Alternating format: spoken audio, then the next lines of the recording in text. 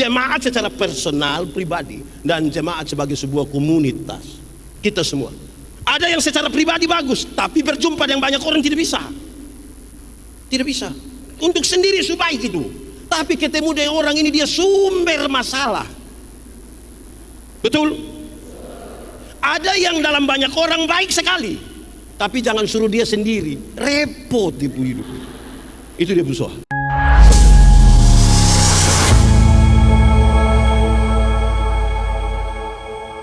Kita berdoa. Ya Tuhan Allah, kami mohon kepadamu, kuatkanlah dan teguhkanlah iman kami. Amin. Supaya waktu di mana kami belajar firman Tuhan, biarlah ini menjadi waktu yang paling baik buat kami. Kami berdoa Tuhan menjauhkan semua penggoda pencobaan, baik di dalam kami, baik di sekitar kami. Supaya di dalam damai-Mu kami belajar firman Tuhan. Terima kasih banyak Tuhan, kami rindu pada firman-Mu. Berfirmanlah bagi kami, di dalam nama Yesus, firman yang hidup itu kami berdoa. Amin. Bapak Ibu Saudara-saudara, Shalom. Dalam prosesi perayaan HUT GKS Payeti yang ke-93 di kebaktian kebangunan rohani ini, tema kita adalah diberkati oleh Allah Bapa, dituntun oleh Kristus Yesus, dan dipimpin oleh Roh Kudus. Pembacaannya terambil dari Kisah Para Rasul pasal 2 ayat 41 sampai ayat yang ke-47. Mari kita buka Alkitab. Kisah Para Rasul pasal 2 ayat 41 sampai ayat yang ke-47. Yang sudah dapat katakan amin. Amin, betul? Separuh tidak buka Alkitab juga amin, itu tipu itu. Kisah Rasul pasal 2 ayat 41 sampai 47. Cara hidup jemaat yang pertama. Orang-orang yang menerima perkataannya itu memberi diri dibaptis, dan pada hari itu jumlah mereka bertambah kira-kira 3.000 jiwa. Mereka bertekun dalam pengajaran rasul-rasul dan dalam persekutuan, dan mereka selalu berkumpul untuk memecahkan roti dan berdoa. Maka ketakutanlah mereka semua, sedang rasul-rasul itu mengadakan banyak mujizat dan tanda. Dan semua orang yang telah menjadi percaya tetap bersatu, dan segala kepunyaan mereka adalah kepunyaan bersama. Dan selalu ada dari mereka yang menjual harta miliknya lalu membagi-bagikannya kepada semua orang sesuai dengan keperluan masing-masing. Dengan bertekun dan dengan sehati mereka berkumpul tiap-tiap hari dalam bait Allah. Mereka memecahkan roti di rumah masing-masing secara bergilir, dan makan bersama-sama dengan gembira dan dengan tulus hati, sambil memuji Allah, dan mereka disukai semua orang. Dan tiap-tiap hari Tuhan menambah jumlah mereka dengan orang yang diselamatkan. Demikian firman Tuhan. Berbahagia setiap orang yang mendengar firman, memelihara dan melakukan dalam hidup setiap hari. Shalom. Yang di luar shalom. Semuanya shalom. Karena ini menuju perayaan ulang tahun, ini standar sekali. Saya berkhotbah di banyak acara hari ulang tahun. Saya suka mulai mengatakan begini, saudara. Kedewasaan itu ada 3. Ada berapa? Berapa? 1, dewasa biologis. Dewasa biologis itu hari kita punya berat badan hanya 37. Sekarang 73. Itu dewasa biologis. Itu hari kita pakai celana nomor 27 tidak ada masalah karena perut rata saja. Sekarang perut macam ada 3 begitu, 1 di sini, 1. Itu dewasa biologis. Siapapun bisa begitu. Makan tidur, makan tidur, makan tidur, cocok ya gemuk. Dan hari ini kita tidak merayakan itu. Kedua, dewasa psikologi. Dewasa apa? Dewasa psikologi tidak tergantung umur dan berat badan. Tidak tergantung umur dan berat badan. Umur 40 tahun, tapi kalau tukang tersinggung, sedikit-sedikit tersinggung, sedikit-sedikit tersinggung, sedikit-sedikit tersinggung, tersinggung kau sedikit-sedikit. Orang baru lihat dia sedikit, kau lihat apa? Ay, itu hanya badan yang besar, sesungguhnya dia masih. Makanya biasa kita orang NTT ada yang tukang tersinggung di banyak orang begitu, orang suka bakorek yang. Di Sumba ada begitu, di Waingapu ada juga. Fam apa? Aja itu ada jadi masalah. Ketiga, dewasa iman. Dewasa apa? Dewasa iman tidak tergantung berapa lama kita jadi orang Kristen. Dewasa iman tidak tergantung berapa lama kita ada dalam persekutuan. Dewasa iman tidak tergantung berapa lama kita melayani. Tapi dewasa iman itu kira-kira begini. Ada mimbar berat 10 kg, ada anak umur 3 tahun. Anak umur 3 tahun bisa pikul mimbar yang 10 kilo? Bisa. 17 tahun kemudian itu anak umur 20 tahun. Dia bisa pikul mimbar yang 10 kilo? Yang berubah anak atau mimbar? Itu dewasa iman. Orang dewasa iman tidak akan pernah meminta beban menjadi ringan. Orang dewasa iman tidak akan pernah menangis meminta masalah itu menjadi ringan. Saya mau tanya saudara, saudara punya masalah? Saudara ada masalah? Tidak usah omong. Saya lihat yang ini nih muka masalah semua. Masalah ialah kesenjangan antara harapan dan kenyataan. Harapan menikah umur 27, sekarang sudah 34. Ya masalah. Harapan lain, kenyataan lain. Orang dewasa iman, dia tidak meminta beban menjadi ringan karena dia tahu kalau Tuhan izinkan ada masalah, dia akan berdoa, Tuhan tahu seberapa kuat saya. Selebihnya Tuhan yang tahu. Karena itu saudara, orang dewasa iman tidak akan meminta orang lain berubah. Tapi siapa yang berubah? Diri sendiri berubah. Kadang-kadang kita terlalu sibuk minta orang lain berubah, tapi tidak rubah diri sendiri. Amin. Di Sumba ada yang begitu, yang terlalu sibuk dengan tetangga supaya tetangga berubah asal dia tetap. Ada begitu. Saudara sementara ada pada 3 kata kunci: diberkati, dituntun, dan dipimpin. Oleh siapa? Oleh Allah Tritunggal. Lantas saudara tidak mau berubah. Kita mau merayakan apa? Itu refleksi kita di bagian pertama. Supaya perayaan 93 tahun itu sebuah perayaan yang sangat reflektif. Apalagi pembacaan kita adalah pembacaan yang berkaitan dengan cara hidup jemaat mula-mula. Jemaat mula-mula itu saudara kita harus aminkan hari ini, bahwa hasil dari Roh Kudus bekerja di dalam mereka, terbentuklah persekutuan itu. Tapi saya bilang pada saudara hari ini demi nama Tuhan, masihkah Roh Kudus itu berdiam di dalam diri kita semua? Bagaimana sekarang saudara menilai bahwa pendeta Yandi ada Roh Kudus di dalamnya? Apakah karena saya berkhotbah begini, berapi-api, berair-air, itu saudara pikir ada Roh Kudus? Belum. Roh Kudus berdiam dalam diri seseorang cukup dinilai dari buahnya saja. Amin. Kalau begitu saudara, tadi waktu kami ada di belakang, mama pendeta bilang begini, ya Pak pendeta begini sudah, kalau jadi pendeta sedikit terkenal orang foto. Ya, tapi dorang belum tinggal dengan saya di sapu rumah.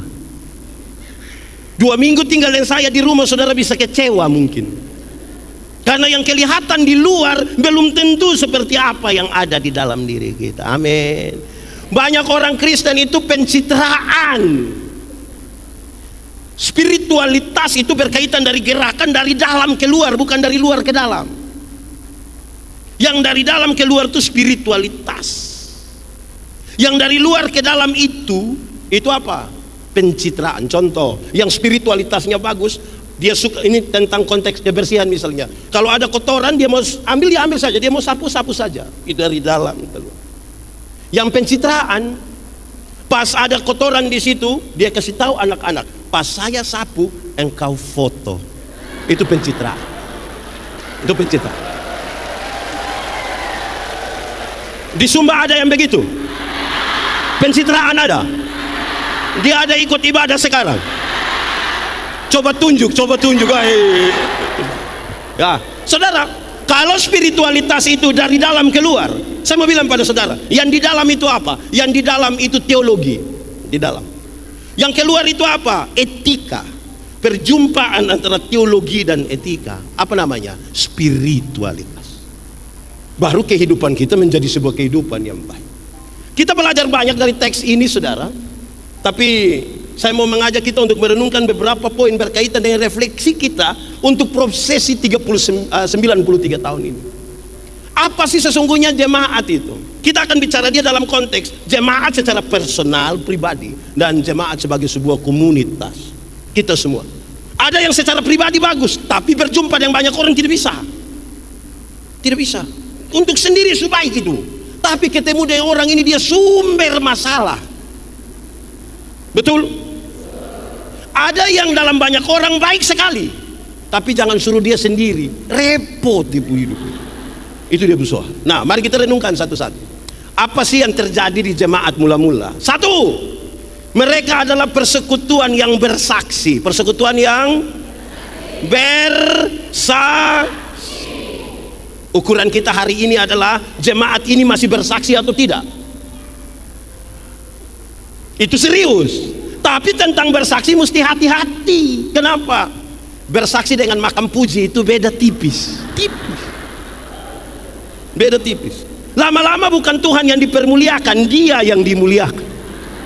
Karena itu saya mau bilang kepada saudara, hati-hati dengan kesaksian. Kenapa? Kalau orang mau bersaksi, 90%, 95% bicara tentang Tuhan. Tinggal 5% silakan bicara tentang dirimu. Supaya orang ingat Tuhan, lupa engkau. Banyak yang balik. 95% dia bicara tentang dia, tinggal 5% dulu baru tentang Tuhan. Orang ingat siapa?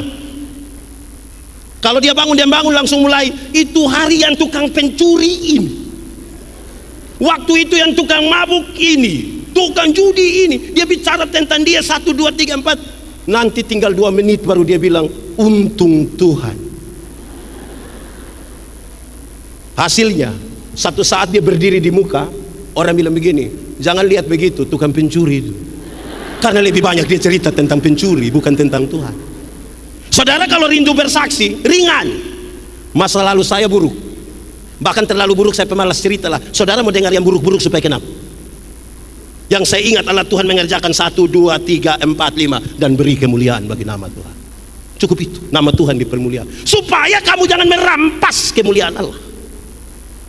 Makanya tadi di awal saya bilang, kalau ini persekutuan yang bersaksi, bersaksilah begitu rupa supaya nama Tuhan yang dipermuliakan. Jangan kita yang dimuliakan. Siapa kita? Itu serius. Masih mau bersaksi kok tidak? Menyanyi dulu, bersaksi terus sampai itu. Saudara tidak tahu lagu ini? Lalu kenapa suruh saya solo? 3, 4. Bersaksi terus sampai Tuhan. Bersaksi terus. Bersaksi terus sampai Tuhan datang. Bersaksi, bersaksi, bersaksi. Bersaksi terus sampai Tuhan. Saudara, Tuhan panggil kita semua ini hanya cukup jadi saksi.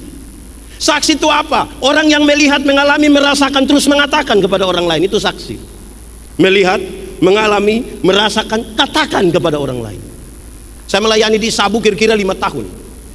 Satu saat mau ke Pulau Dana, pulau yang tidak ada penghuni itu, saya mau bawa pemuda, tapi tidak jadi juga. 1, 2 nelayan datang bilang kepada saya, Pak Pendeta, di Pulau Dana itu Bapak kita tidur di pinggir pantai saja di tengah laut. Hampir saya bilang, jadi saya harus bilang wow. Tapi saya lihat dia terlalu serius. Kita tidur di pinggir pantai sadar di tengah laut. Kok? Iya. Engkau pergi ke sana? Tidak. Bagaimana orang percaya pada kesaksianmu kalau engkau sendiri tidak pernah mengalami sesuatu dengan Tuhan? Pak Pendeta, saya tidak pernah mengalami sesuatu dengan Tuhan. Omong kosong. Hanya orang sombong yang tidak pernah mengalami sesuatu dengan Tuhan dan tidak mau jujur bahwa itu pengalaman dengan Tuhan. Di mana-mana saya bilang, kalau kita bisa bangun tidur saja di pagi hari, tanda itu pengalaman kita dengan Tuhan. Harus jujur di situ. Saudara bayangkan kalau tadi malam Tuhan pimana begitu, terus tadi pagi lupa kasih bangun kita. Menurut saudara ini sore siapa kubur siapa coba? Ya kalau ada pengalaman dengan Tuhan jujur dong. Banyak orang tidak berani bersaksi, tidak. Yang sudah berani pun ada masalah di bersaksi, apalagi yang tidak berani bersaksi. Itu dulu, ringan-ringan. Kedua, kalau saudara baca teks tadi dia kasih tahu, persekutuan jemaat mula-mula itu sebuah persekutuan di mana jemaat terus belajar. Jemaat terus mau belajar ialah perubahan tingkah laku dari tidak tahu menjadi tahu, dari tidak bisa menjadi bisa. Ulang, belajar ialah perubahan tingkah laku dari tidak tahu menjadi tahu, dari tidak bisa menjadi bisa. Tapi saya mau kasih tahu saudara, belajar itu tingkatannya ada 4. Kita bisa koreksi diri, kita ada di tingkatan mana. 1, belajar untuk tahu. Belajar untuk Belajar untuk tahu tuh semua orang bisa cari tempat belajar orang dan sumber belajar. Dari Google bisa, dari guru bisa, dari pendeta bisa, dari Alkitab bisa, dari mana bisa. Terbuka kemungkinan. Saudara bisa tahu banyak informasi, silakan. Belajar untuk, tapi itu tingkatan paling bawah. Saudara mau tahu seluruh bagian Alkitab pun saya tidak gamatar sedikit juga. Karena itu tingkatan paling bawah. Baik, tapi tingkatan paling bawah. Kedua, tingkat yang naik sedikit tinggi. Belajar untuk tahu dan melakukan. Belajar untuk tahu dan banyak orang sudah tahu, melakukan belum tentu. Orang tanya saya ketika berbagi dan mengajar ilmu homiletika, mereka tanya saya, Pendeta Yandi, yo, khotbah yang baik itu yang bagaimana? Saya bilang, engkau pemaksud. Khotbah yang baik itu tulis atau tidak tulis, berapi-api atau berair-air. Saya bilang khotbah yang baik itu bukan tulis atau tidak tulis, bukan berapi-api atau berair-air. Khotbah yang baik ialah omong karmana, bikin karmana. Omong karmana, bikin begitu. Jangan omong lain bikin. Di sini ada yang begitu. Dia pakai baju warna hitam. Belajar untuk tahu dan melakukan. Karena ada banyak orang, saudara, sudah tahu belum tentu melakukan. Amin. Ada yang lebih parah. Ada yang malah pikir lain, omong lain, buat lain. Hasilnya kelainan. Jadi kalau saudara ketemu orang kelainan, itu tidak sinkron semua. Amin kah? Saudara bayangkan ada orang misalnya, saya pakai contoh, saya tidak bermaksud apa ini, saya kasih contoh. Yang pendeta pun sudah tahu, khotbah lakukan. Yang kita misalnya begini, sarjana pertanian, sudah bagus-bagus sarjana pertanian, tidak tahu tanam tomat. Gimana bisa? Kalau tahu ya lakukan. Amin kok tidak? Sarjana peternakan, tapi tidak bisa kasih kawin babi. Kalau tahu lakukan. Sarjana kakak, coba kakak roll, koprol, coba kakak salto, terus dia, kalau tahu apa? Laku. Ketiga, belajar untuk tahu, untuk bisa melakukan, tapi bisa hidup dengan orang lain. Itu tingkatan cukup tinggi. Banyak yang sudah tahu, sudah bisa lakukan, tapi dia membentuk komunitas kecil dan sendiri menjadi sangat eksklusif. Sombong mati. Di sini ada yang begitu? Dong ada di sini. Laki-laki atau perempuan? Persekutuan tuh persekutuan yang berjumpa kan? Berjumpa dengan semua orang. Jangan bikin diri inti. Amin. Keempat, belajar yang paling tinggi. Belajar yang paling tinggi. Belajar untuk tahu, untuk bisa melakukan, untuk bisa hidup dengan orang lain, tapi tetap menjadi diri sendiri. Tetap menjadi. Kadang-kadang kita kalau sudah berkumpul dengan orang lain tuh kita jadi tidak tahu diri. Kadang-kadang tidak kenal diri juga. Amin kok tidak? Saya biasa berkhotbah, saya bilang begini, ada dua kata dalam bahasa Indonesia, benar dan betul. Benar dan betul sama kok beda. Benar dan betul sama kok beda. Beda kok sama. Sama kok beda. Beda kok sama. Sama. Benar bisa berarti betul, betul bisa berarti. Tapi dua kata yang sama ini kalau sama-sama diberi awalan ke dan akhiran an, benar akan menjadi kebenaran. Betul akan menjadi, masih sama artinya? Beda kan? Kebenaran arti lain, kebetulan arti lain. Toh? Sekarang saya tanya, kalau hari ini kita hadir dalam KKR di sini, kebenaran atau kebetulan? Kebenaran. Saya kira memang kebetulan, tidak, ini kebenaran. Mantap. Kalau Tuhan Yesus mati bagi saya dan saudara, kebenaran atau kebetulan? Kalau kita masih hidup hingga hari ini, kebenaran atau kebetulan? Oke, saya geser sedikit. Kalau kita kulit hitam, kebenaran atau kebetulan? Kalau kita kulit hitam, kebenaran atau kebetulan? Saya lihat saudara mulai ragu-ragu ini, tak? Semua iklan kecantikan kulit di televisi, mengarahkan saya dan saudara untuk ambil kesimpulan seolah-olah kalau orang kulit putih itu lebih baik dari kulit hitam. Yang kulit putih berdiri di depan, yang kulit hitam itu macam gelisah bagaimana ya? Padahal ada lagu dulu bilang begini, biarlah yang hitam, jangan harapkan, mau pakai okerju tidak bisa. Saudara berani pakai pemutih minta maaf di wajah saja, leher ke bawah gelap lagi, dan saudara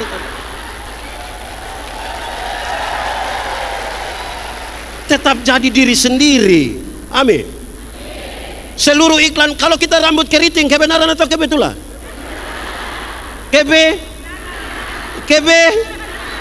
Saya lihat saudara ragu-ragu. Semua iklan kecantikan rambut di televisi mengarahkan kita untuk ambil kesimpulan seolah-olah kalau orang rambut lurus lebih baik dari rambut keriting.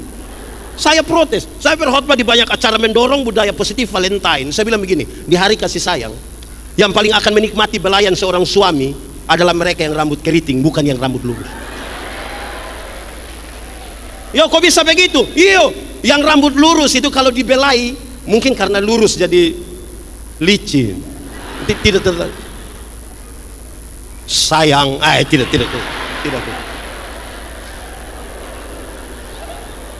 Yang keriting itu dibelai menarik. Sayang, lebih. Jangan gelisah hanya karena rambut keriting. Belajar terima kita punya diri, karena Tuhan tidak pernah salah. Amin. Jemaat, di sini tidak ada jemaat. Di Sumba ada kain tenun? Mahal atau murah? Lebih mahal mana? Lebih mahal kain Sumba atau celana jeans? Lebih mahal mana? Pertanyaannya, ada berapa banyak anak muda di Sumba yang lebih suka pakai kain Sumba daripada celana jeans? Kalau mereka pakai pakaian adat kain Sumba, aduh, kita punya cara puji mereka itu dorang sakit. Kadang-kadang kita puji cantik, macam ke tanta-tanta dulu.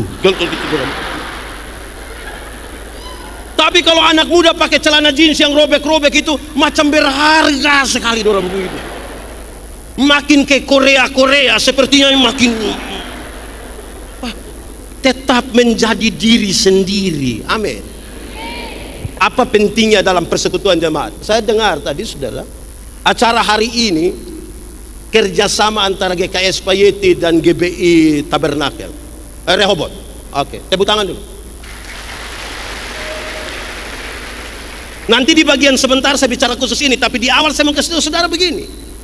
Persekutuan yang dewasa itu berjumpa dengan orang lain. Oikumene bukan pilihan, dia sebuah keharusan. Tapi keharusan dalam jati diri masing-masing. Saudara tidak harus jadi orang lain. GKS tetap GKS, GBI tetap GBI. Masing-masing mencitrakan dirinya sendiri. Karena perjumpaan kita berdua. Tidak usah harus jadi orang lain. Belajar untuk tahu, bisa melakukan, bisa hidup dengan orang lain, tetapi tetap menjadi diri sendiri. Amin kok. Kalau tidak, saudara-saudara tahu, pindah dari sini pergi gereja sebelah, omong ini gereja. Pindah dari sana datang sini, omong lagi gereja sebelah. Nah, dewasa apa? Di sini ada yang begitu? Ada di sini? Coba lihat dia. Kenapa lebih banyak lihat saya saja? Mau dewasa begitu saudara. Nanti saya bicara kenapa hal itu penting sebentar. Bentuk kedewasaan. Sudah dua. Satu tadi gereja yang apa? Gereja yang gereja yang Tuhan panggil kita cukup jadi saksi. Tidak usah jadi pengacara, apalagi hakim. Saksi. Tidak usah bela Tuhan. Tuhan tahu bela dirinya sendiri. Tidak usah menjadi hakim. Jadi apa? Saksi. Amin. Kedua, gereja yang ketiga, pembacaan tadi mengisyaratkan dengan baik. Persekutuan jemaat itu adalah persekutuan yang berdoa. Sama-sama. Doa gampang kok susah. Kenapa suara turun? Berdoa gampang kok susah. Susah kok gampang. Doa itu penting atau tidak? Kalau memang doa itu gampang dan penting, semua di GKS Payet ini sudah berdoa baik. Mulai hilang suara. Gereja sudah doa sudah penting lagi, gampang lagi, tapi banyak orang takut berdoa. Berdoa di sini, dia datang doa cepat-cepat pulang, dia tanya dia pun teman, tadi saya doa baik atau tidak? Ini. Ada orang yang cerewet sekali di ini Wengapu, dia paling cerewet. Tapi jangan coba-coba kita bilang, "Umbu, sebentar umbu doa makan." Sembarang saja kau. Di sini ada yang begitu, ada yang begitu. Siapa punya suami? Coba angkat tangan. Nah, saudara kalau tidak tahu berdoa, saudara bicara tentang ini, dipimpin, diberkati, dan dituntun. Doa saat tidak bisa. Tapi di sini bisa semua,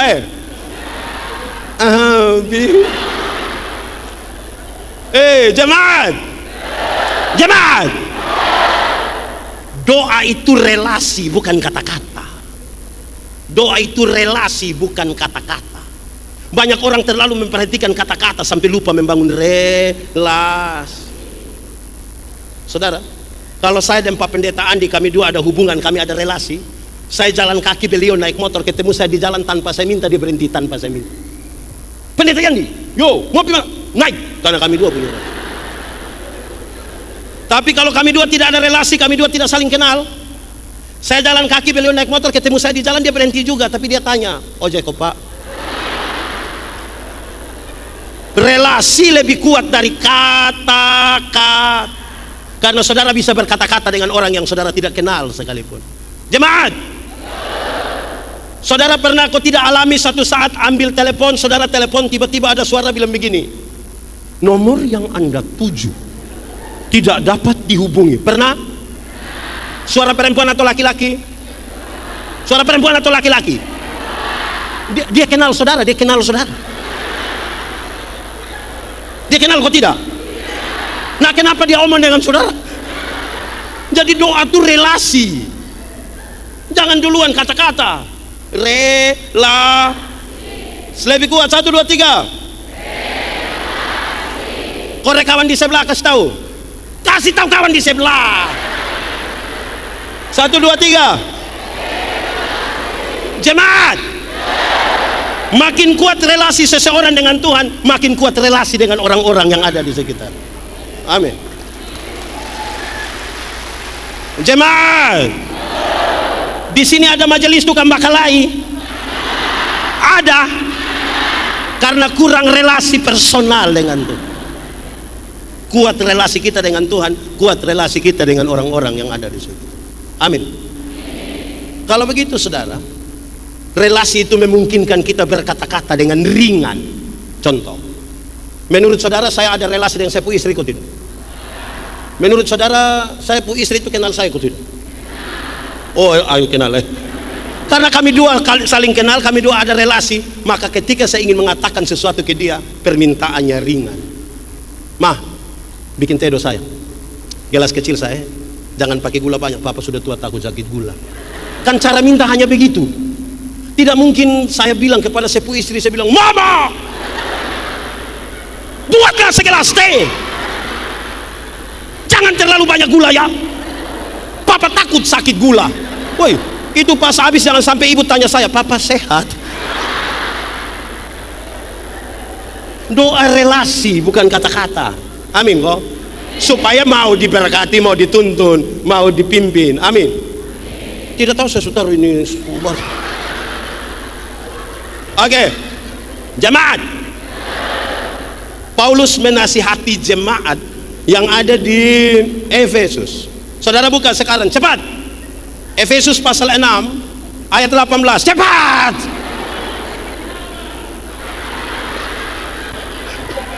Oh, sudah. Oh. Oke. Efesus 6:18. Sudah, sama-sama baca. 1, 2, 3.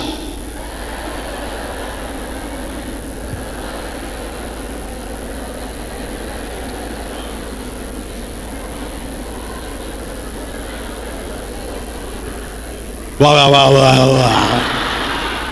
Oke, jemaat.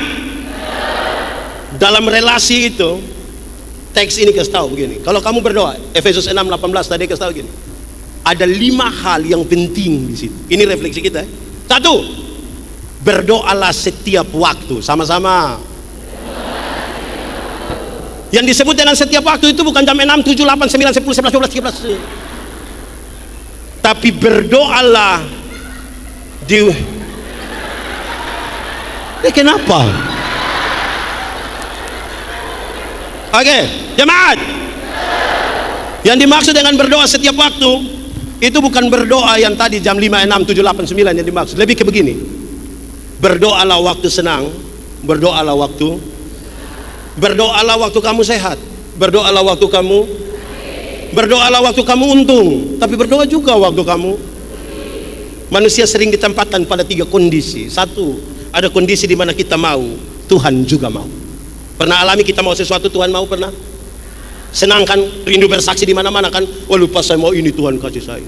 Waktu kita mau, Tuhan juga. Tapi ada kondisi kedua, kondisi di mana kita mau, tapi Tuhan tidak mau. Pernah alami? Pernah? Lalu kamu bikin apa kalau waktu kita mau, Tuhan tidak mau? Jengkel toh? Marah-marah dengan non Tuhan malah. Yang ketiga, ada kondisi di mana Tuhan mau, tapi kita yang tidak mau. Pak Pendeta, memangnya ada kondisi Tuhan mau kita tidak mau? Ada. Contoh, misalnya kita ada bakalai dengan ipar-ipar. Di sini ada yang bertengkar dengan ipar-ipar. Masalah tanah ada. Masalah warisan ada. Nah, karena kita bertengkar, terus Tuhan bilang begini, damai, ampuni dia, ampuni. Tuhan mau kita saling mengampuni toh, tapi hati kita kan jengkel toh. Saudara bisa rasa kalau Tuhan mau dan kita tidak mau. Pengampunan itu satu paket dengan pendamaian. Ada banyak orang mau mengampuni tapi tidak mau berdamai. Ada yang mau berdamai tapi tidak mau mengampuni. Yang mau mengampuni tapi tidak mau berdamai itu dia selalu bilang begini, Pak Pendeta, untuk marah saya tidak marah, untuk marah saya tidak marah. Mau marah bikin apa? Kita sudah tua-tua begini. Dia mau datang di rumah juga silakan, tapi untuk saya pergi ke dia maaf. Pernah mengampuni tapi tidak mau berdamai. Betul? Di GKS ini ada. Siapa punya ipar? Coba siapa punya ipar? Ada yang mau berdamai. Kalau tadi mau mengampuni tapi tidak mau berdamai, ada yang kebalikan dari itu. Mau berdamai tapi tidak mau. Yang mau berdamai tapi tidak mau mengampuni itu macam anak kecil main-main kelereng, mereka bertengkar, terus dia pun papa datang yang, hei, damai, ini kamu kakak adik, damai, ayo, dia pegang tangan toh. Kita sekarang kalau berdamai itu kan pakai pegang tangan. Wih, dia pun cara sorong tangan tuh,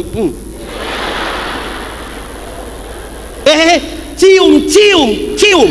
Ini yang kau punya saudara, dia punya cara cium. Berdamai, tapi hati tidak terbuka untuk mengampun. Amin toh? Masa orang yang diberkati, dituntun dan dipimpin model begitu? Ya kan? Jadi saudara lihat, di 3 kondisi inilah nasihat firman Tuhan bilang, berdoalah setiap waktu. Waktu kita mau Tuhan mau, waktu kita mau Tuhan tidak mau, dan waktu Tuhan mau kita tidak. Berdoalah di waktu. Kedua, berdoalah. Coba kasih tunjuk ayat tadi. Pertama, berdoalah setiap waktu. Kedua, berdoa dalam roh. Berdoa. Yang dimaksud dengan berdoa dalam roh bukan berdoa berbahasa roh di sini yang dimaksud. Yang dimaksudkan di sini berdoa dalam roh adalah berdoa dalam kesatuan kita dengan Roh Kudus. Kenapa? Tuhan yang kepadanya kita datang dan berdoa, dia kudus. Yang kudus tidak dapat bersatu dengan yang tidak kudus. Dia terang, yang terang tidak dapat bersatu dengan yang gelap. Amin. Karena itu bersatulah dengan Roh Kudus supaya engkau menjadi satu dalam itu. Kita bisa berkata-kata doa yang baik tapi belum tentu bersatu dengan Tuhan. Amin. Akhirnya kita bilang, wah itu orang doa terlalu mantap. Banyak orang tidak menjaga kesucian hidupnya tapi mau berdoa kepada, hei, tanggalkanlah kasutmu sebab tempat di mana engkau berdiri itu kudus. Makanya berdoa dalam roh. Penjelasan lanjutannya begini, saudara dengar. Roma pasal 8 ayat 28. Orang suka kutip itu muat-muat lagi di media sosial. Tidak apa-apa ya. Allah turut bekerja untuk mendatangkan kebaikan. Tapi saudara tahu, sebelum ayat 28 ada ayat 26, 27. Dia kasih ingat bilang begini. Roh berdoa untuk hal-hal yang tidak terkatakan. Dalam kesatuan kita dengan roh tadi, roh mengungkapkan hal-hal yang tidak terkatakan. Kenapa? Waktu kita ada dalam masalah, terjadi dua hal. Satu, kita tidak tahu apa yang akan terjadi 5 menit ke depan. Waktu kita ada dalam masalah. Kedua, kita tidak tahu jalan keluar apa yang terbaik. Itu hanya roh yang tahu. Berdasarkan kesatuan kita dengan roh itulah kita meyakini itu, baru Anda boleh katakan ternyata Allah turut bekerja untuk mendatangkan kebaikan. Amin. Karena itu yang kedua, berdoalah. Yesus tidak ada. Berdoalah dalam roh. Doa dan yang dimaksud dengan berdoa dan berjaga-jaga berkaitan dengan yang bisa kita lakukan, lakukanlah. Bagian kita lakukanlah dengan maksimal. Selebihnya bagian Tuhan. Amin. Contoh, ada yang punya kios di rumah, jualan sampai malam ada. Setelah dengar khotbah ini, siapa yang berani pulang kasih tahu anak-anak di rumah, anak-anak sebentar malam kamu tidur saja, tidak usah tutup kios. Mama kenapa begitu? Kamu takut? Kita sudah berdoa. Menurut saudara besok gula masih ada? Beras masih ada? Karena itu bagian kita lakukan dengan maksimal. Selebihnya siapa punya bagian? Jemaat. Mati hidup itu Tuhan yang atur. Amin. Itu persoalan iman. Iman kasih tahu otak. Otak. Yo, kau sudah tahu kau tidak? Belum. Kasih tahu.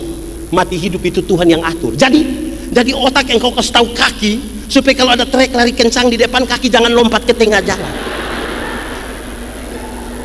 Terkoneksi antara apa yang kita pikirkan, kita imani, dan kita lakukan. Yang kita lakukan maksimal kan? Jemaat, Tuhan menyiapkan masa depan bagi anak-anakmu. Ada amin? Saudara mengamini itu? Betul-betul. Koma. Tapi yang antar anak dong di sekolah bukan Tuhan yang antar. Siapa yang antar? Orang tua kan? Atau siapa yang diwai ngapu karena dia terlalu sibuk, pagi-pagi dia berdoa, Tuhan tolong jemput anak dong karena saya. Kalau Tuhan yang jemput pulang kita menangis. Bagian kita lakukan dengan maksimal, selebihnya bagian ini tidak lakukan apa-apa tapi cita-cita tinggi. Ini anak muda dong, jus satu. Anak muda. Anak muda. Tiap hari hanya mabok judi, mabok judi, mabok judi. Baru dia bikin status, semua akan indah pada waktu.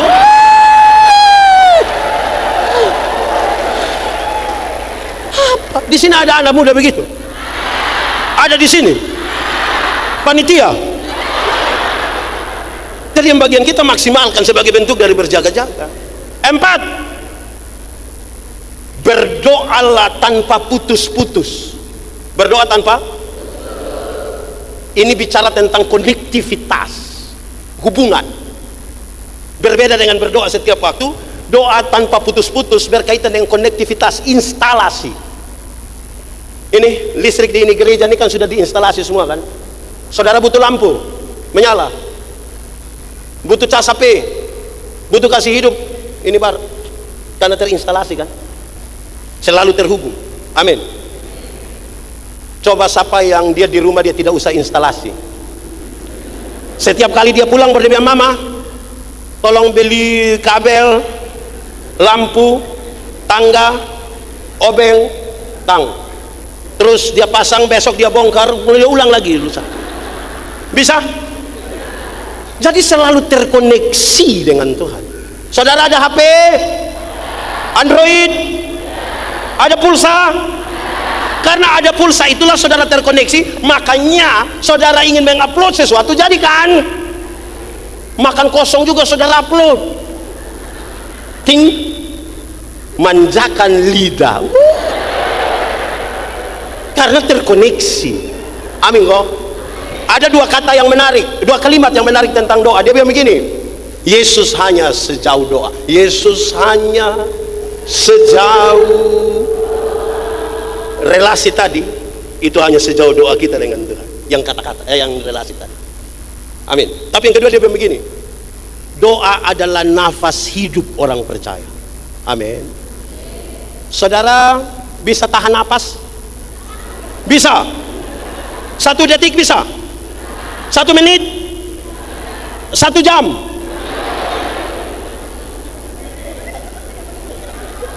Sudah, tidak usah tahan napas lah. Di sini ada yang asma, napas sesak ada. Ada. Woi, napas sesak saya pernah alami ini. Woi, setengah mati. Kita tarik juga, dia sampai di sini tidak turun. Relasi itu begitu. Kita terkoneksi supaya kita tidak sengsara. Ini refleksi kita menuju 93 tahun. Jangan sampai ada jemaat yang, Pak, begini 4 periode, Pak. Tapi berdoa parah ini. Kelima, di mana? Saya tunjuk saya pemuka. Berdoalah untuk orang lain. Sama-sama 1, 2, 3. Berdoalah untuk jemaat. Pernah berdoa untuk orang lain? Doa serahkan. Saudara, jemaat, coba periksa 10 doa terakhir darimu. 10 doa terakhir. Bagi yang tahu berdoa. Yang tidak berdoa dia mau periksa apa? Coba saudara periksa 10 doa terakhir. Kita nih kalau berdoa 1 menit pertama tuh ungkapan syukur dan pujian. Tuhan engkau dahsyat, engkau luar biasa, Tuhan, puji Tuhan, amin, haleluya. Itu 1 menit pertama. Masuk menit kedua itu daftar permintaan. Itu semacam proposal rohani begitu. Dia pun cara minta tuh 1, 5, 10, 20, 30, 40, 50, 60, 70, 80. Sudah ada 80 baru sudah mau akhir dia bilang begini, ampunilah segala dosa kami, dalam nama Yesus kami berdoa. Kadang-kadang sebelum itu kata ampuni itu, orang biasa tambah 1 kalimat kecil bilang begini, Tuhan, sebenarnya masih banyak hal yang ingin kami minta. Masih ada. Sudah 80 ini masih ya, tidak apa. Toh mintanya juga pada Tuhan toh. Amin toh. Nah, saudara lihat. Kadang-kadang kita pun permintaan Tuhan hanya untuk kita. Kita terlalu egois lah. Saudara, doa syafaat itu berarti berdiri menggantikan orang lain untuk menyampaikan pergumulannya. Di satu bagian, saya pakai contoh ini ya, karena kita ada di tahun politik. Saya pakai contoh ini. Saudara, Paulus bilang kepada jemaat di Roma, tidak ada pemerintahan yang tidak dari Tuhan. Tuhan berkenan kasih ini gubernur, ini bupati, ini sahabat-sahabat. Tapi kepada Timotius dia nasihat, Timotius, jangan lupa berdoa bagi para pemimpinmu, bagi para orang-orang yang memimpin. Kenapa? Dengar. Waktu dia menjadi pemimpin, dia jadi bupati, dia dikelilingi oleh banyak kepentingan. Keluarga, tim sukses, ring 1, ring 2, ring 3. Ini tempat menjadi sangat licin. Padahal di tempat ini dia akan ambil kebijakan bagi banyak orang termasuk saudara dan saya. Berdoalah supaya dia jangan tergelincir di sini.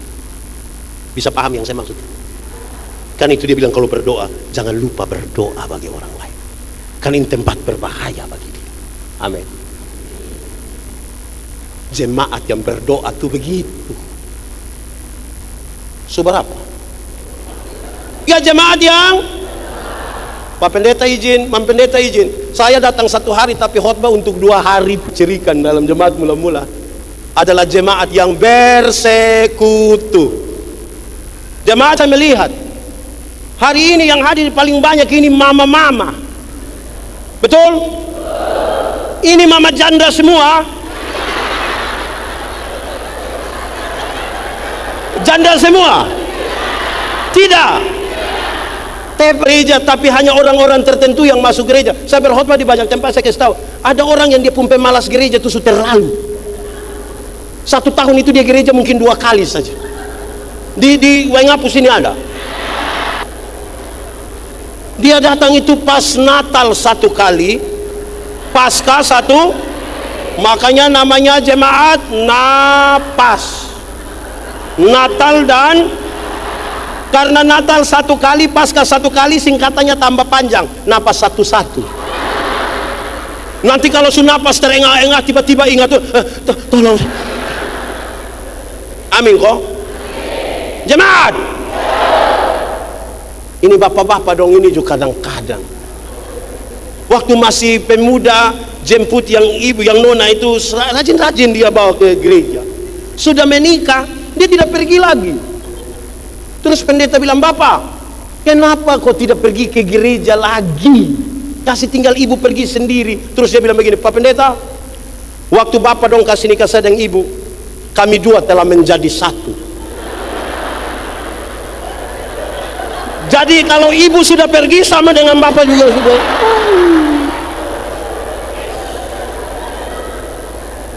Susah betul. Di sini ada. Siapa punya suami yang ini ada yang suami, ada yang suami ini, suami. Jangan tunjuk orang lain punya ya. Oke. Ibu-ibu dong juga sama sah. Ini ibu-ibu dong, hari Minggu setel bagus-bagus datang jalan sendiri. Terus pendeta tanya, "Ibu, kenapa sendiri? Mana suami?" Bapak tahu sendiri teh. Sudah tahu suami begini, kenapa kawin dengan dia? Aneh kita bu hidup ini. Dalam hidupmu, kalau sesuatu penting dalam hidupmu, mau sesulit apapun kita cari jalan. Tapi kalau sesuatu tidak penting dalam hidupmu, biar kau tidak. Datang cari kau tidak. Kenapa tidak kasih lepas kok koster dapat? Lupa, papa balik motor balik. Tolong telepon, koster tolong lihat mama punya handphone dulu. Kenapa? Ada lupa di gereja. Mama duduk di mana? Di semua tempat duduk. Cek.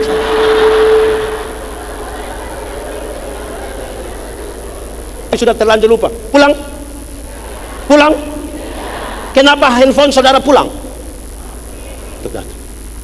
Tapi kalau kita rasa dia tidak penting, dorang lebih banyak cari apa? Alas. Di GKY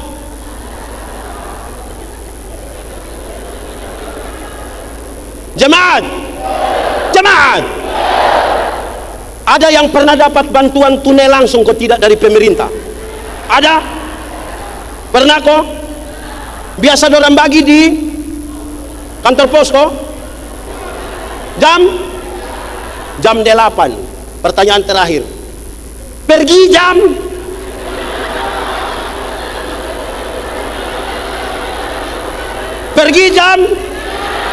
kenapa bagi jam 2:30 saudara sudah pergi? Kenapa? Orang kedua garu-garu kepala begini, dia ambil karunia memberi. Lewat 20 tahun kemudian, dorang ketemu di satu perapatan jalan di lampu merah itu, yang punya karunia memberi, sementara duduk di atas mobil mewah, satu tanda sukses. Saya tidak berteologi sukses ya, maksudnya tanda dia diberkati saja. Yang punya itu hari dapat karunia menerima itu ada duduk minta-minta di pinggir jalan. Jadi waktu dorang dua aku lihat begini, ini satu bilang, perasaan itu hari Anda dapat karunia memberi, kenapa sekarang Anda lebih sukses dari saya? Terus dia bilang begini, kawan, karena Tuhan Allah tahu saya harus selalu berbagi, maka kepada saya Tuhan berikan lebih supaya engkau bisa berbagi. Karena Tuhan tahu saya harus memberi, Tuhan kasih lebih ini. Engkau tidak ada, saya yang kasih, bagi-bagi kasih. Tapi engkau ini kan karunia menerima. Jadi di mana-mana Tuhannya. Saya tidak tahu kita yang di ini GKS Payet ini lebih banyak karunia apa? Karunia? Saya hanya tanya, jangan. Kita nih, saudara, Pak Pendeta izin, makin jauh berjalan dengan Tuhan, kita akan makin tahu bahwa Tuhan menganugerahkan hidup ini luar biasa bagi kita. Amin kok. Saudara, dengar dua hal ini. Satu, saudara pernah pergi pantai? Pernah pergi pantai? Pantai mana? Pergi dengan siapa? Kalau saudara main di pinggir pantai, air hanya sampai betis, saudara bisa senang-senang. Karena saudara bisa bilang, foto saya, foto saya. Karena di pinggir pantai. Amin. Coba masuk barang 500 meter ke dalam, coba. Terus perahu sudah mau tenggelam, woi, perahu mau tenggelam, tolong foto dulu, foto. Berani. Makin jauh berjalan, tidak ada kata lain selain Tuhan, engkau terlalu luar biasa.